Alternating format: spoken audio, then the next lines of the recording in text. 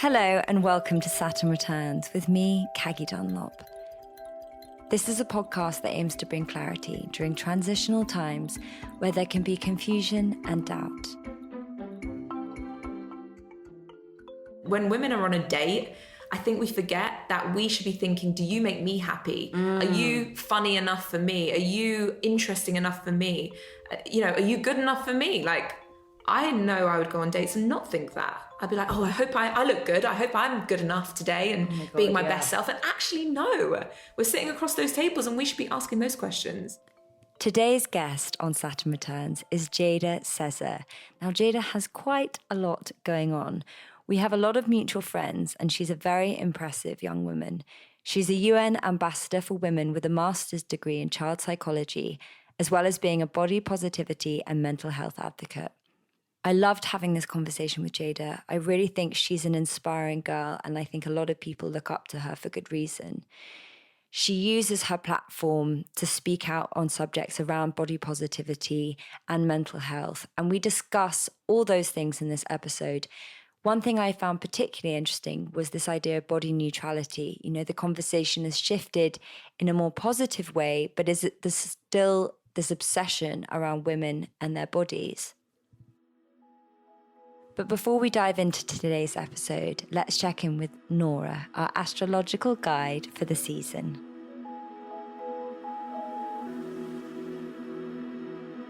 I think that body neutrality philosophy is very interesting because to me, it sounds very Saturnian. It's very mature, it's very grounded. It's not as gregarious as a body positivity movement, which is brilliant, but that sounds very more Jupiterian to me. It sounds more expansive. The body neutrality philosophy honors our body by way of being grateful for it and seeing what it does for us on a daily basis. It's making us aware of our boundaries, but also of all the possibilities that we have within us. So we're making it very physical. We're making it about our body, our vehicle in this world. And I think that as you are being made aware of it, we are willing to take better care of it, acknowledge what it does do for us, and kind of do everything that we can to preserve it. And I think you'd feel that instinctively during your Saturn return.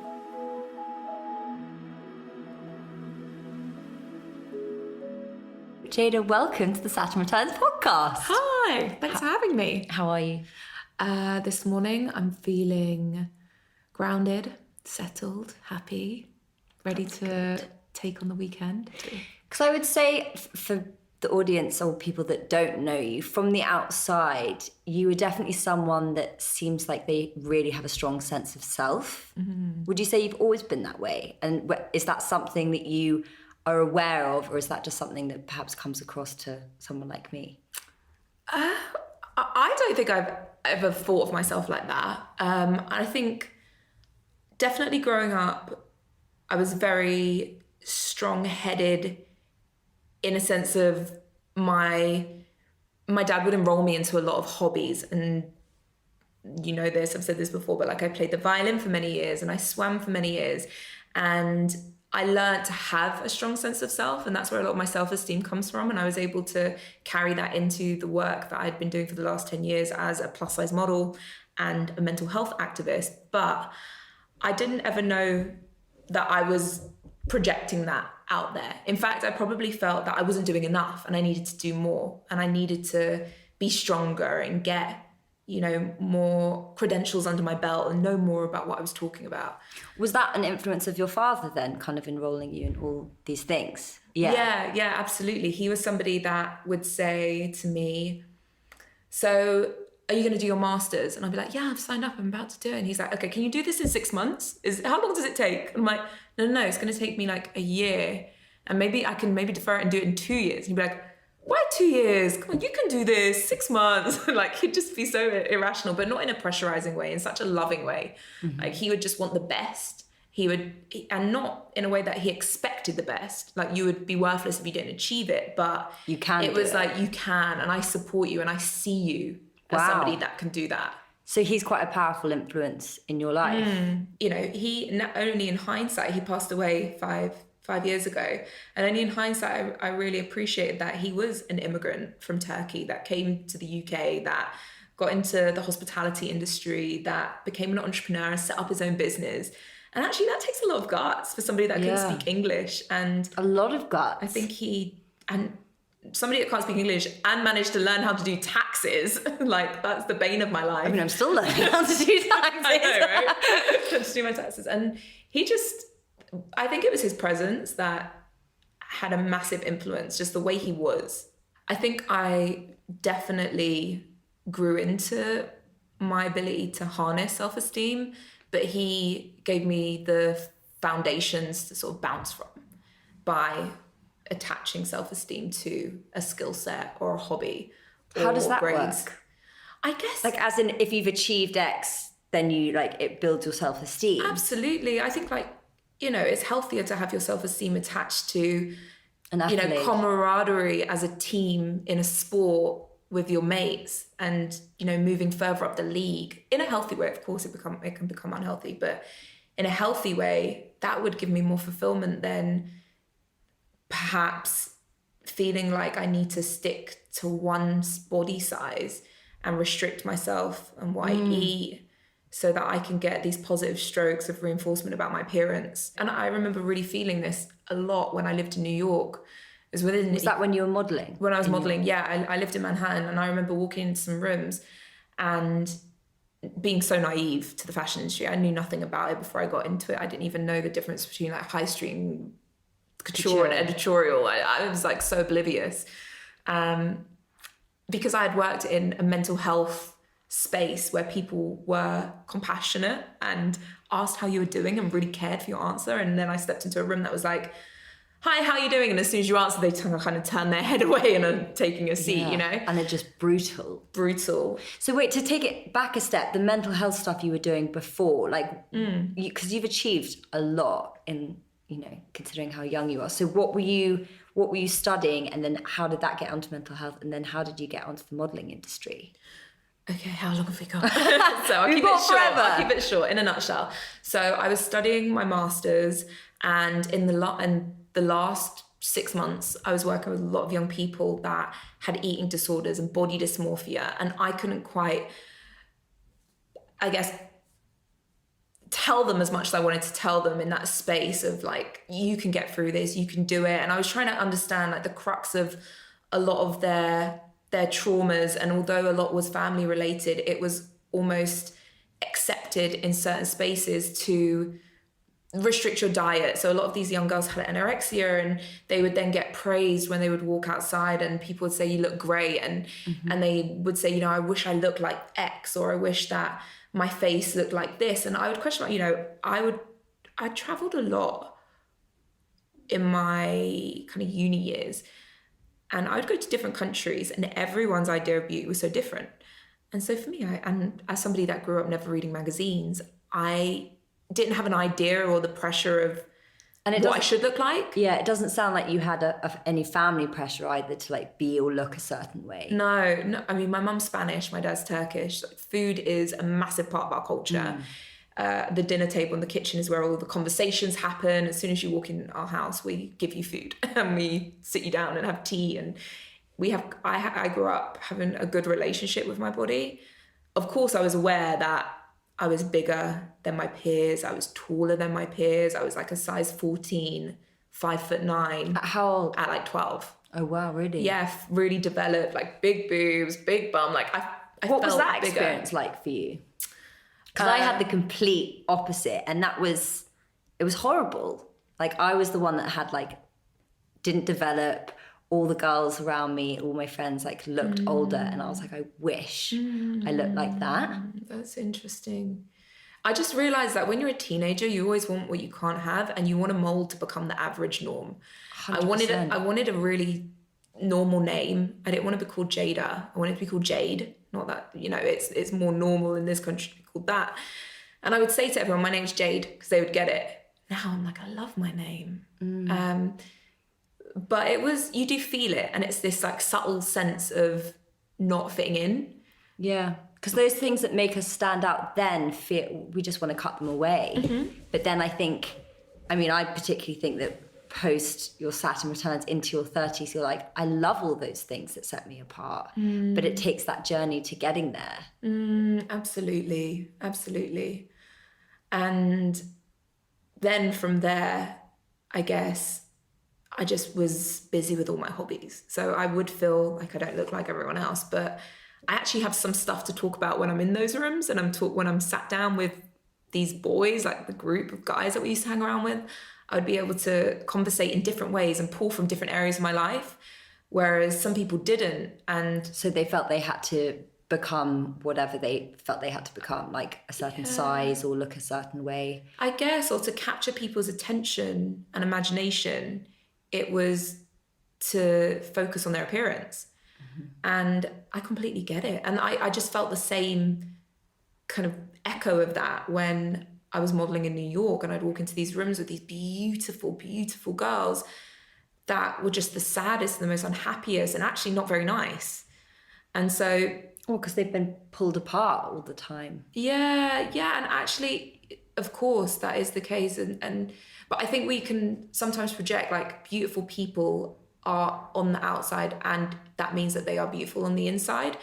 And we all have a kaleidoscope of different aspects to our personality. And I think growing up, that women, like girls, weren't propelled into the space of being able to show how multi-hyphenate they are in the same way they are now. Like we see adverts with girls that are engineers and train drivers and fire women, you know, but when I was little, I didn't see any of that. There was one beauty ideal, sort of. Yeah, and you know, you're a girl, you sit pretty, you cross your legs, you keep quiet, and you be sweet and kind. And I was never that little girl. I was a tomboy. I used to sit with like my legs wide open. Like I had no sense of self when I was like a kid.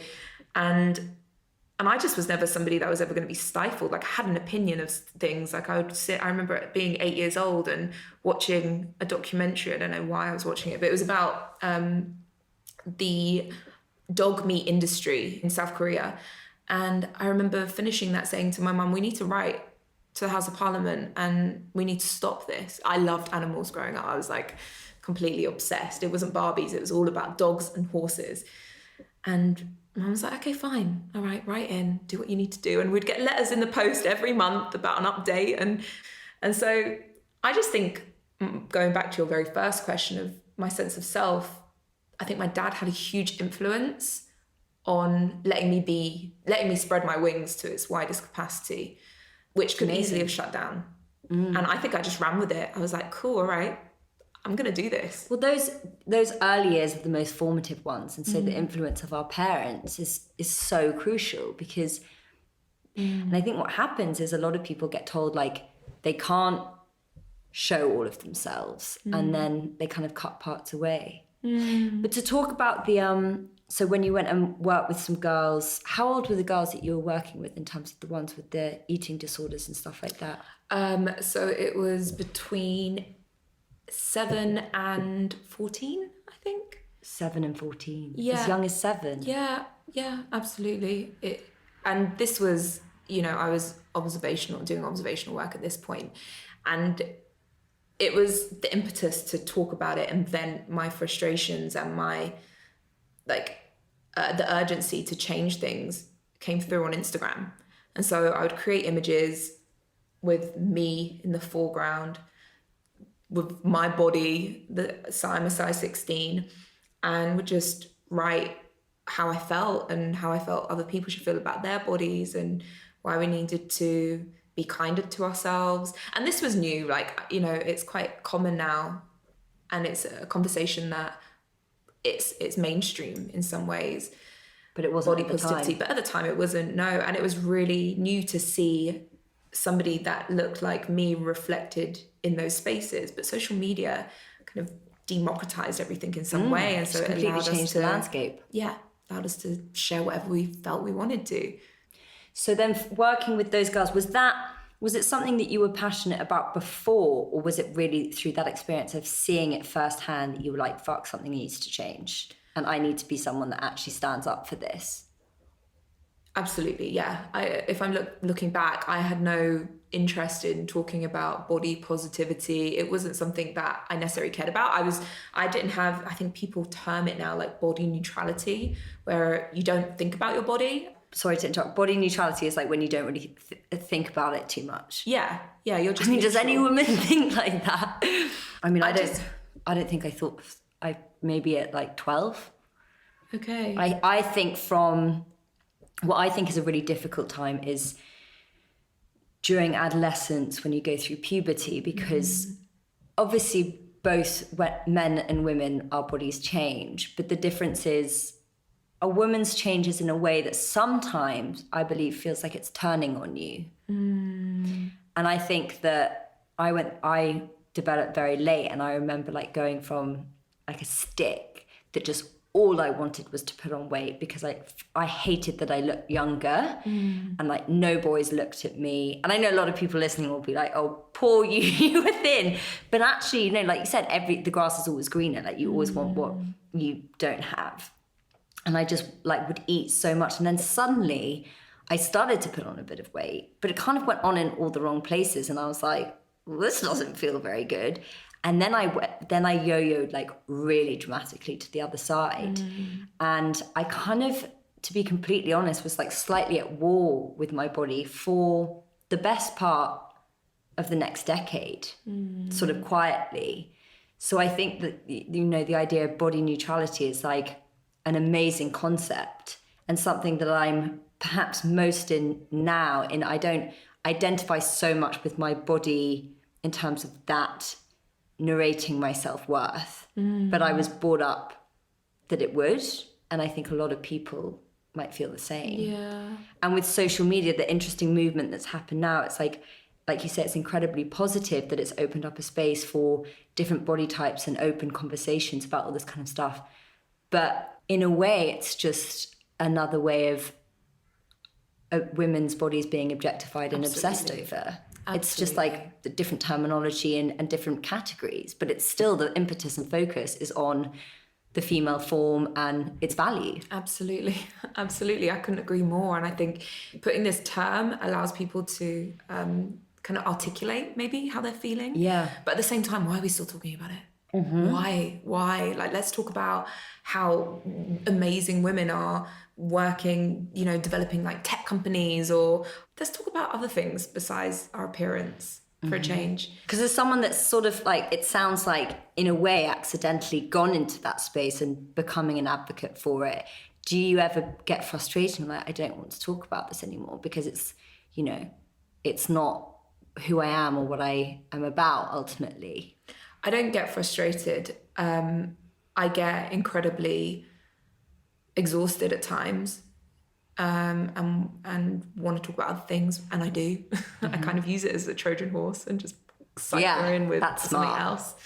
But what I found is I'm sort of moving out of the modelling fashion world, because I think during that decade of my life, and maybe it is moving into my 30s now and being in a really loving relationship and partnership where I feel like I've leveraged my work in that space to the place that I wanted it to become. So in 10 years, plus size models they were non-existent in the UK. And I was one of the first in so many different ways. And now I think it's really saturated. I think brands are now extending their size ranges consistently and constantly, and they see that it's such a lucrative market. And now I'm kind of like, my work is done, or there's so many front runners in that space that can do this better and are more passionate than I am. And I always knew my thing was never going to be about body positivity, but it was going to be teaching people how to just see their own ability to be great and being able to hold a mirror up to people in like the best possible way. And I think it's hard to see that within yourself. And so I just now leverage my platform to talk about those things. Like I'm on my new journey is going inside and doing a lot of meditation recently to kind of clear my head of, you know how you say you can go through different times in life and you get different messages and conditioning and wiring. And I feel like my 20s was filled with me kind of fighting the fashion industry in some way. Which must have been tiring. Exactly. But then at the same time, you also learn the tricks of how do I speak? How do I behave in this room? How do I move someone's opinion forward? How do I bring them and walk them through this door that they don't really see is the direction they should be going in? And so I do a lot on social media as a content creator. And in the next year, I'm developing actual resources to help people. So taking a 360 and going back to what I first did. And so I've just signed up to do a course, a diploma in neuroplasticity. Oh my God, wow. To find out what. God, you really have achieved a lot. I mean, it hasn't started yet, so we'll see if I get to the end. What is neuroplasticity for those who don't know? So it's understanding how the mind works, and so it's about conditioning. And yeah, there's just so much more to it that I don't even know. I'm on. It's actually been something that's been coming up in a lot of conversations for me recently in different spaces. And I mean, I had a friend come over last night, and we ended up having quite a deep conversation. And he was like, "You almost have like Stockholm syndrome on yourself, and this thing of creating this quite harsh infrastructure for you because you didn't trust the way you used to behave. You're so in your own head and so self-critical because you think that that's the only way you're going to do well and stay on track."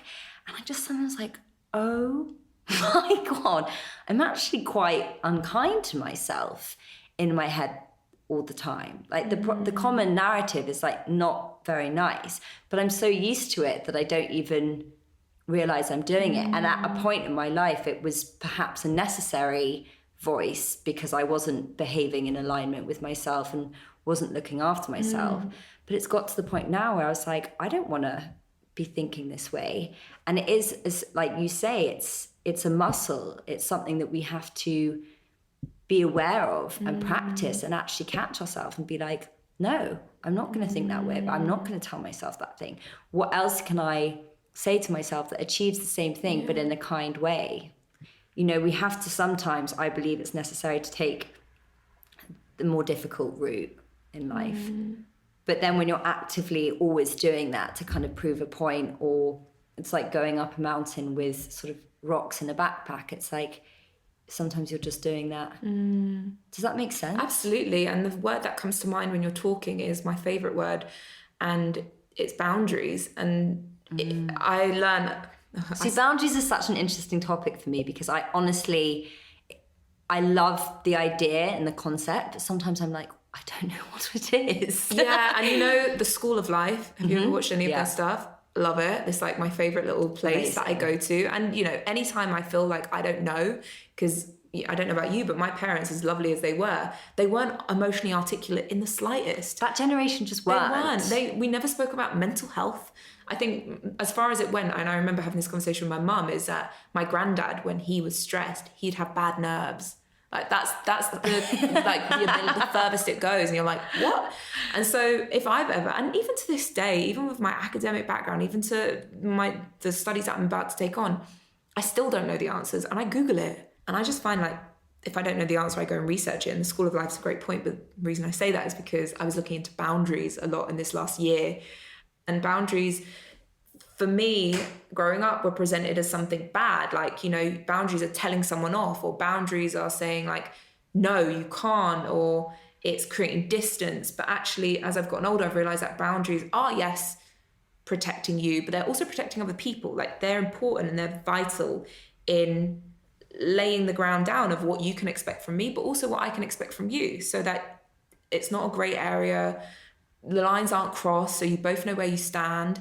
And when you want to remove the boundary a little bit, then somebody else knows where they stand with you.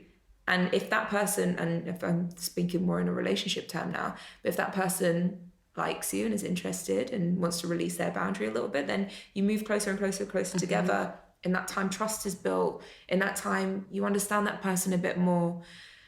Okay, I've got an interesting point here, or question. Do you think it's easier to establish and create your own boundaries when you know that person is going to meet you and they are going to respond well and they are going to nurture that relationship? Interesting question. Because I think on some sort of psychological level, it's easier to create boundaries when you know you're being held. Do you know what I mean? And I don't mean literally held, I mean spiritually held. I really actually think the opposite. I think it's easier to create boundaries when you feel there's a threat. When somebody's incredibly kind and nice, you trust them, or you know you're going to be held by them, you can let then that go. I can let a boundary go because I feel safe. It's a safe, secure environment. If I didn't feel safe, then my back's up a little bit. I'm like, but there's boundaries and there's barriers, you know, and I think sometimes they get like mixed up, because boundaries, like you say, it's a you know, these are my non-negotiables. And like to feel safe in a situation where you can actually be like, these are my needs. Can you meet them? Perhaps on some level, it's a lot easier to do that when you know they're going to be met. Does that make sense? Yeah. I think asking someone, so I think for me, how I scope out safe, secure spaces is by not mentioning like these are my needs, but explaining my expectations in some way. And you don't have to meet them, but if you choose to be here, I'm speaking relationships now. I guess this could work for work relations, business relationships too. It's like, what do you want out of the business relationship? What do you want out of the romantic relationship? And you can leave. Yeah, these really simple things seem really hard for most people to do, and myself included. Why do you think that is? I speculate, but I know why they were hard for me is because I didn't have enough healthy relationships being modeled to me. Of boundaries growing up. Of how to do that. I know my parents were wonderful, but there wasn't loads of conflict or healthy arguments in the house. You know, my dad, and it worked for my mum and dad, to be honest. Like my dad was the Turkish man that took care of the family. My mum was happy being the homemaker. But I think for me, as somebody that is an entrepreneurial, like, boss, I like to think sometimes when I'm making money, woman that knows what she wants and has an opinion on things, there's going to be conflict. There has to be somebody that can match that and meet that. And conflict is actually a healthy thing. It's brilliant. And I used to feel so uncomfortable. Like, anytime I'd see my two older sisters would argue all the time, they would bicker all the time, and I'm such an empathic person that my stomach used to get like, ugh, like I used to get a sickly feeling in my stomach when I would hear them arguing. And growing up, I used to hate arguments. I would avoid them. I was somebody that didn't like conflict. But then, I don't know, parts of me struggle to know how to have a productive argument or share constructive criticism. But I think it's brilliant. I think anger is useful. I think anger is showing you that you need to create a boundary for yourself. And it doesn't mean that you're out of control, how we often see it demonstrated on TV and in the media of like crazy angry woman. Yeah, I was the same growing up actually, in terms of like my family's quite argumentative. They thrived off it a little bit. And I remember observing them and just, again, I'm a bit of an empath, so I would hate it because I would absorb all of that energy and I'd just be sad. Whereas my family are quite able to just, you know, have a huge raging argument and they'd be like, do you want a cup of tea? Like it's just all kind of gone. And then in turn that affected my relationships in terms of like me not being able to speak because and what would happen was when the emotion or something came up, I would just bury it and build up a barrier and kind of go emotionally silent or like shut down emotionally, which is actually really unkind to the other person because they just have no idea what's going on. It's called stonewalling when you do that. And it's not healthy for you. And I really feel like that stress resonates and stays in the body. Stays in your body. And like whenever I've done that, I felt it in my back and there's such a lovely relief to be able to just and like get it out and say it and feel vulnerable and totally. And I'm learning now, and it's only, again, this kind of goes back to this thing of like when you're in a relationship or something that feels safe to do so, when you're actually feel comfortable to speak your truth. And like conflict doesn't have to be anger, it doesn't have to be shouty. Conflict can be soft and it can be kind and it can be very vulnerable. And actually I think those are the experiences that just feel so foreign to us. But there's so much strength in it afterwards because you're like, okay, like I've expressed that, I've released it from my body and it's been held and I've been met. And it doesn't mean that the other person agrees necessarily, but they can Yeah, I'm smiling a lot right now because I feel like, so my boyfriend, we've known each other for 10 years. We were friends for 10 years and we've been together coming up to a year and a half now. And there's been times where we don't argue really, but we have heated conversations at times. And there's been times where I've felt so angry about something and I've shut down and I've got in my head and I'm being passive aggressive. And then I've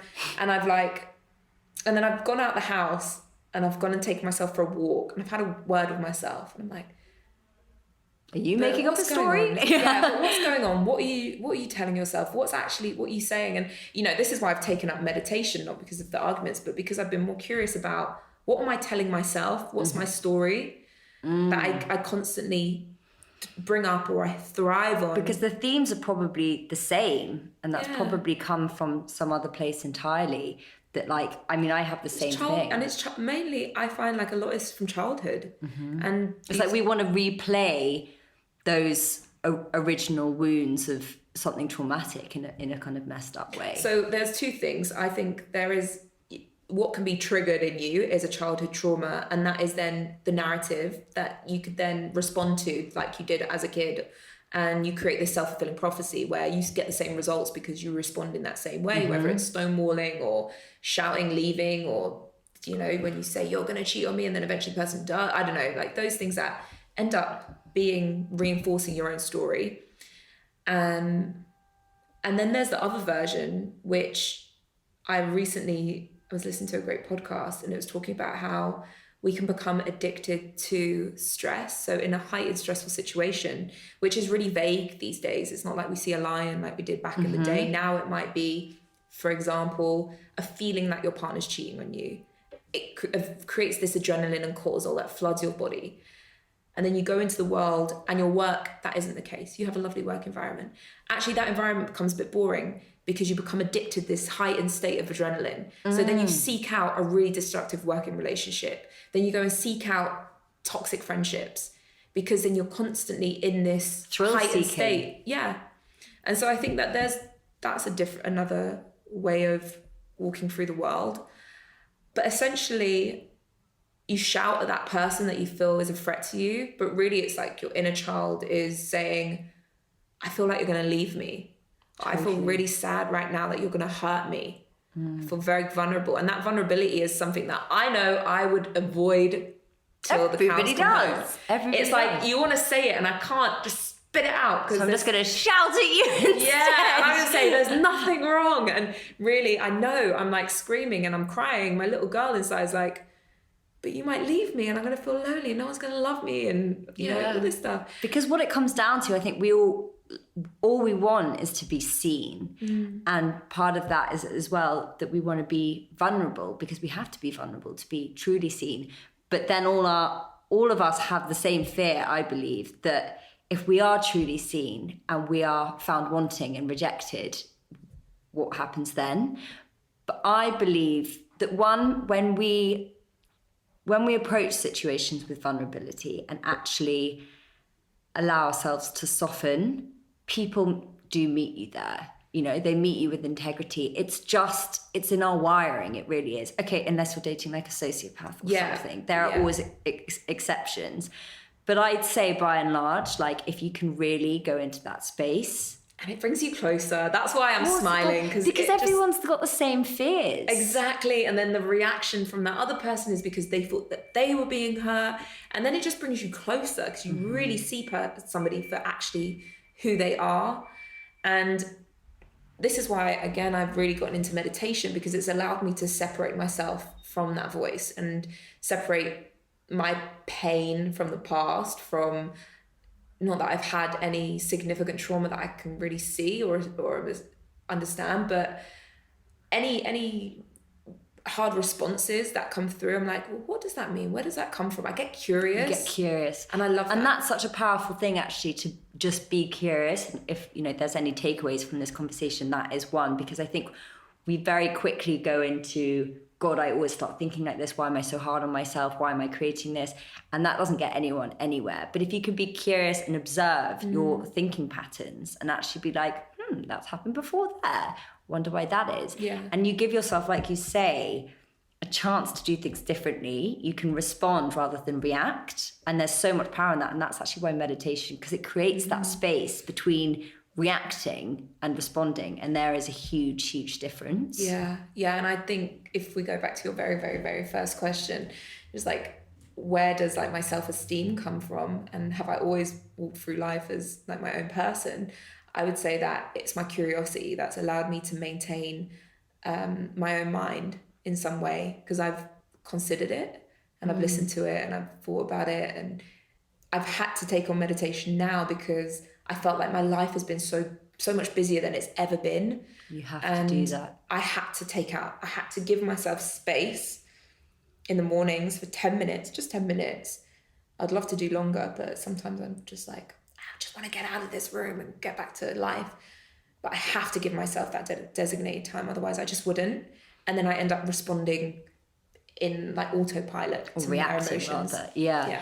Actually, that's something that's coming up for me at the moment, because the same thing you said about the like adrenaline rushy, stressful thing, I definitely think, and I'm not over it completely, but you know, the nature of how I lived my 20s was very much in that headspace of like thrill seeking in every capacity. And then it weirdly sort of ended up, you know, I don't drink or anything like that, and I'm a lot more balanced, but I found that I would seek it in coffee. So that would give me that sort of like spike of stress, really. And I realized that I was quite addicted to that routine. And then also just that kind of busyness in the mind, because that would then, of course, make everything go into like mania, which sometimes like, okay, you get a lot done for about an hour, but then it can become destructive. Whereas like the busier you get and the more things you have going on, the more you actually have to take that personal sovereignty and create that space, because otherwise things just become unmanageable and you're not going to enjoy the process. Yeah. But you always have a choice. Like you can go into a set of tasks and automatically be like, this is also stressful, this is also much. And I have to really be mindful of that myself, because I do go into sometimes a state of like, I'm overwhelmed and I'm stressed. But also that's a choice, you know, I'm making that choice every time I do that. Equally, I could go and be like, I've got this is easy, everything's manageable, everything's okay, because it's going to be okay. But I think we do get slightly addicted, especially in like living in a city, in sort of like busyness means you're doing it right kind of mentality, that we get a bit trapped in that cycle. Yeah, absolutely. I think off the back of your point, our 20s, first of all, I think our 20s are about that, just working, being in this like fantasy realm of you're living for you and you don't have any responsibilities and you're carving out your name and your career and living your best life. And then your 30s, you want other things. You don't want to build up, you want to build down. You want to get grounded. That's what I'm finding. And so family and partnerships and foundations are really what's important. And so then we start burrowing down and nesting and creating a home, not for everyone obviously, but like that feels like the next phase of your 30s. And then the 40s are when, you know, you've had your kids for the last decade and it's resurfacing again. I'm finding this to be the thing that I'm thinking about more now. Is like, okay, so if I move into in the next 5 years, if it becomes kids and family for me, which I do feel is happening because I'm so distracted by the dreams and fantasies of like little people in the house, but also having a career, how am I going to do that? How am I going to balance the two? And does that mean that I actually don't care about myself anymore? Am I losing my identity? What if you have a family? Yeah, that's the kind of things I'm considering now. Being somebody, like you said, that is so like, you know, focused and concerned about where I'm going next, what am I building next, how am I giving back in some way? It's like, okay, well, if I take my eye off the ball, who am I in all of that? And what happens if I, you know, invest all my time in this new family space and this? Because you have to put yourself second suddenly, or Yeah. like third or whatever. Absolutely. And I had a really great conversation with a lady, the writer of this article, which you can find in Forbes, and I'll send it to you so you can put it in the show notes. And she was saying, because I said, you know, I don't want to stay at home all the time. Like, I don't want to be that mum. Like, and I'm thinking about my mum. And she's like, you know, have you questioned your internalized framework of what motherhood is? Ooh. Which I was like, okay. And she was like, you know, parenting is 50-50. It's, you know, you can, if you're able to, you can bring in your partner as much or as little as you want. That's interesting. Because for you, I guess the structure growing up was very much like mum doing and then dad going out, and and you probably didn't even question that. You were like, God, if I go into motherhood, how on earth do I do that and then maintain what Absolutely. I'm doing I was now? already thinking, okay, well, how do I save up enough money so I can be at home and work from home and have help at home and do it all? And actually, I just completely just disregarded my boyfriend in that. To do it with.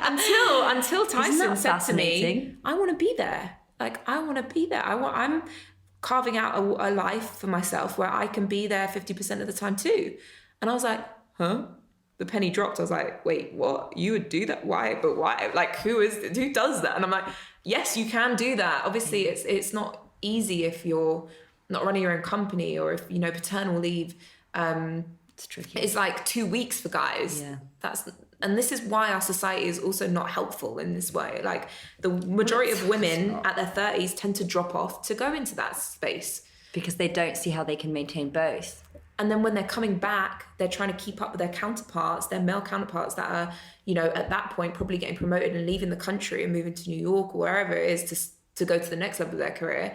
And when women are coming back, they're behind, and there's no reintegrative program to help part-time mothers come back in and progress. You know what's really frustrating and short-sighted about the whole thing is essentially like those children that they're raising could be the next like CEOs or whatever. Like, it's a really sad fact that people feel like they have to choose. So still today, in a society that is supposed to be very progressive in certain ways, that it feels like it's one thing or the other. Yeah, and I just don't want that for me. And I'm lucky enough to have a partner that wants to be there too. And I think he'd be a great dad. And I'm, you know, in a relationship where I feel like, okay, I can trust you. I know you're going to be there. I know you're going to get it. I know you're going to juggle everything, or try to. I you know, again, I'm like trying to fight with my framework of like what I've been told is like, but women do it better, but mothers just know, and mothers just get it. And, you know, I'm sure, you know, evolution plays a big part in that. But that's not to say that your partner can't step up to the mark in some way. Yeah. It's the phrase. I had an interesting conversation actually with my mother the other day, and she kind of brought up marriage in this way that, like, I think my mom's someone that's super progressive in her way of thinking. She's like a real fucking feminist. But she made this comment about, she's going to hate me for saying this, but about marriage, about like, and she didn't mean this, but the sort of, the subliminal message was, you need to be picked. Like, that's still kind of, as a society, how we seek our value and our worth. It's like, oh, well, you're not married? You know, there's like a hierarchy of relationship. It's like you can be in partnership, but if you're married, you're like a step higher.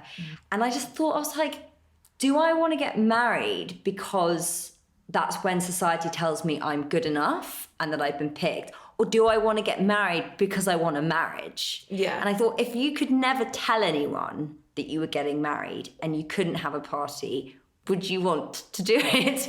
And I thought that was a really interesting thing to think about. Exactly how we should be questioning these things as well. Because who are we doing this all for? There's so many people that are married and in relationships that are so lonely that should be single, but they can't get out of it because of fear and shame.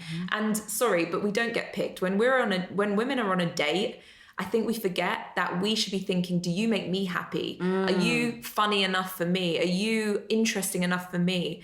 You know, are you good enough for me? Like, I know I would go on dates and not think that. I'd be like, oh, I hope I look good. I hope I'm good enough today and being my best self. And actually, no, we're sitting across those tables and we should be asking those questions. And that's the same with everything. Like, are we equal in this space? Like, do I want to get married to you if you don't want to get married to me? Also, what does this marriage mean? Like, I personally, I grew up in a family that was Christian and Muslim. And so my household was a mix mash of everything. And my dad was fundamentally incredibly spiritual. So we had strong moral foundations, but never one practice that we had to do. And that's how I'll raise my children. So I don't want to get married for any religious reasons. And to be honest, I don't care if I really do or not. The only reason I would get married is for legalities. But besides that, I mean, he'll say like, but I would get married because of love. And I'll be like, but I actually know people that are probably together for like 40 odd years, have never been married, and they love each other. They're not going anywhere. Because that's the thing. I think there's something in that, because it's like you're choosing each other every day. You're like every single day you're choosing to stay together. Whereas there is something about like construct of marriage, and it's a statistical fact that it makes people suddenly like, I'm stuck with you now. And it kind of can change, I think. I mean, you know, there's that amazing quote, which is like, marriage is a great institution, but I'm not ready for an institution yet. Like, I do think there's something incredible about it, but I don't necessarily think it's the be all or end all of what constitutes like a good relationship. Yeah, and I also think that I think we forget like the emotional commitments that we've made and the attachments that we're forming that aren't just easy to walk away from, because you don't have to pay the money to a lawyer to get your marriage ripped apart, you know, leaving someone, whether you're married or not, but you've been, you know, you've got that deep rooted relationship. You can have a marriage for 40 years that doesn't ever reach the intimacy of a relationship that's not married for 20, you know? So I think it's not a measure. It's not a measure, but it's easy to kind of put those boxes in place. 100%. So you're stronger when you tick this and tick that and tick that. But who says? I just think we're living in a matrix. Like, we really are. Like, when we step out into the world and we abide by certain rules and systems, I sound like I'm going crazy and I've drank some tea I love it. But like, who said that? Yeah. Who ran that show? It's the same thing you said about just being curious about these things, because I think we just automatically like, that's what I have to do. Like, I get people message me saying like, I'm 27 and I'm still single, like, help. I'm like, really? This is the wrong crowd. Like, I just can't believe that people are still thinking like that, but they don't question the why enough. Yeah, the only thing that ever makes me feel pressured was the fact that we do have a ticking clock. Biological clock. That's the only thing. And to be honest, I came to peace with that, because I thought, well, there's so many little kids, whether my boyfriend always says it, whether it comes to you or through you or to you, you will still have it. So like, if I ended up adopting, then so be it. Maybe that was what was meant to be for me and for that little kid. And so I had to come to peace with that. And that took a lot of pressure off me when I thought, okay, well, if it's 40, if it's 30 that I find this, or 50, then so be it. Yeah, I think that's a good attitude to have. And in terms of any takeaways for our audience who are struggling during like a big transition in life and perhaps struggling with their self-esteem, what would your advice be? I think be kind and compassionate to yourself, because transitions are inevitable. We go through seasons. The world is spinning right now. We're constantly moving. You're never going to be set and stuck and stay there. So just be kind to yourself in this space, because this is where you can go down to that deep, dark black hole, and all these traumas can come up and you can really hurt and harm yourself in that space. Be kind and know it will pass and you'll get through it. And I think in the hardest moments is where you're rich with information of, okay, well, what's the problem here? If you just get curious, you can really understand, what's the problem here? What am I saying to myself? What am I doing and don't realize I do? And how can I change it if you want to change it? Don't get me wrong, also have a couple of days on the sofa crying and do all of that stuff. Eat all the ice cream. Yeah, eat all the ice cream, do all of that good stuff. And then pull up your socks and get curious. I like that. Well, thank you so much. This was such a joy to talk to you. Oh, you too. Thanks, Caggie. Thanks, Jada.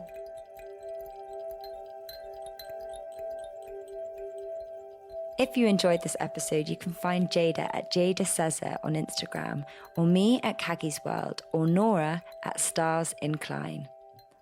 This podcast is growing by word of mouth, so do keep sharing it with your friends or anyone you think might find it useful. Saturn Returns is a Feast Collective production. The executive producer is Kate Taylor. Until next time, thank you so much for listening, and remember, you are not alone.